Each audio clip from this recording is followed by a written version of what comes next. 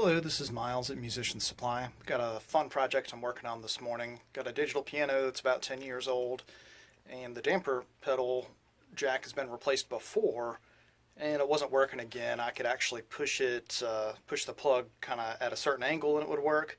So I knew that the printed board should be okay, but it was a mechanical problem with the jack, and it was kind of worn out. So I just took it off. And sometimes in projects like this, I found it to be easier to not do the printed circuit board mounted jack, which is just always going to get loose after a certain amount of time. And I'll just replace it with a metal jack if I can, if I have any option to, mount this to the chassis of the unit and then wire it in with leads to the solder pads where the printed circuit board jack originally was designed to go. They built stuff that way in the factory because a robot's putting it together, and it's just much easier to have things sticking out of holes in the chassis than to be physically mounted to the chassis the way a guitar jack normally would be. So right there, you can actually see an outline of the jack screen printed onto the green fiberglass of the printed circuit board, and those four wires, black, red, white, and green. Right now, we're just going over to a temporary setup, which is some alligator clips hooked up to a 1/4-inch jack, just a regular mono 1/4-inch jack, which is hooked up to a damper pedal. So, no sustain. Trigger the pedal, and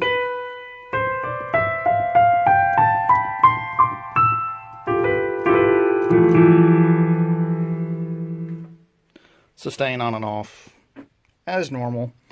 So now I'm going to experiment to see if I really need all three of those, and if I really need a switched 1/4-inch jack. I do have one here that has an extra contact. And then I will be able to take whatever jack I choose and use normal hex nuts and washers and hook it to the hole that the old plastic PCB jack protruded through the back of the piano with. And we'll put it all back together. I went ahead and broke off two of the leads that we had, the red one and the green one, because I determined with some more guided trial and error, since I knew I had it working, that I really only needed 2 contacts, which makes a ton of sense because pretty much every standard keyboard sustain pedal only has 2 contacts. 1, 2. There's the new damper jack. It recesses kind of nicely.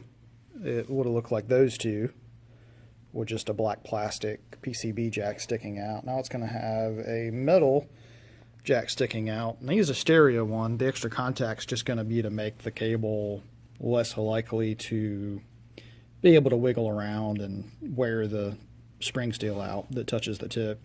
Just kind of hold it more securely. But I'm really only going to use 2 of those 3 contacts.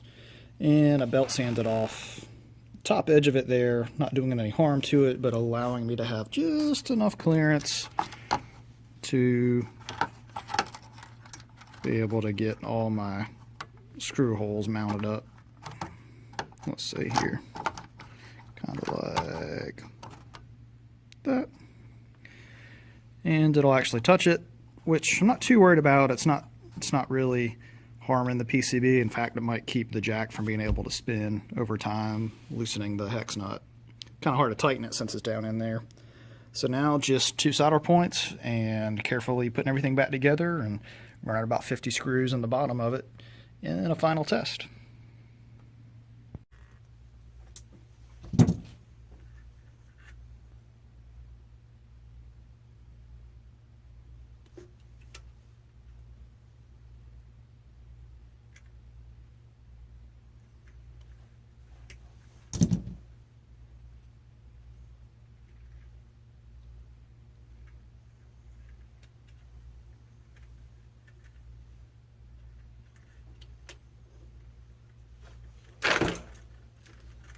Lost track of my solder.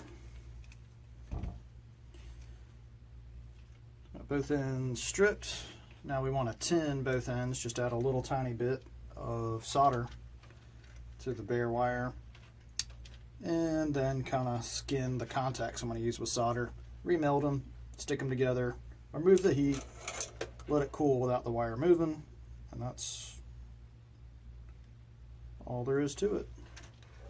Tinned is a little bit like using chopsticks. Takes a little bit of technique. You can bend the solder and the wire to kind of touch each other, heat up the wire a little bit, and then touch the solder to it. You can also, for this, just put a drop of solder on the soldering iron and touch the wire to it. That'll usually tin it just fine. Sometimes your jacks have some sort of coating or finish on them, or just grease, and that won't do. This one looks like it's kind of ready to go. Get these out of the way. So let's see, we want to do the tip, which is going to be the opposite of the longest one. Let's get that on there. Didn't take the jack back off because I figured I could get this going this way without having to undo my mounting job. And it's being a little resistant. Sometimes it's just getting it hot enough. And then we'll go ahead and use the main ground, which is the one hooked to the center of the jack, which is this guy.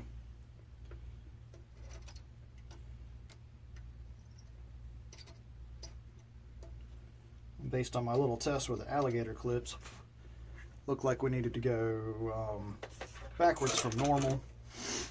So that means I'll hook the white to the one I would normally use as like a black or a ground. Just not melt the chassis with the soldering iron. That would make putting it back together tricky. One, and this guy over here attached to the tip contact. Two. Soldering's done.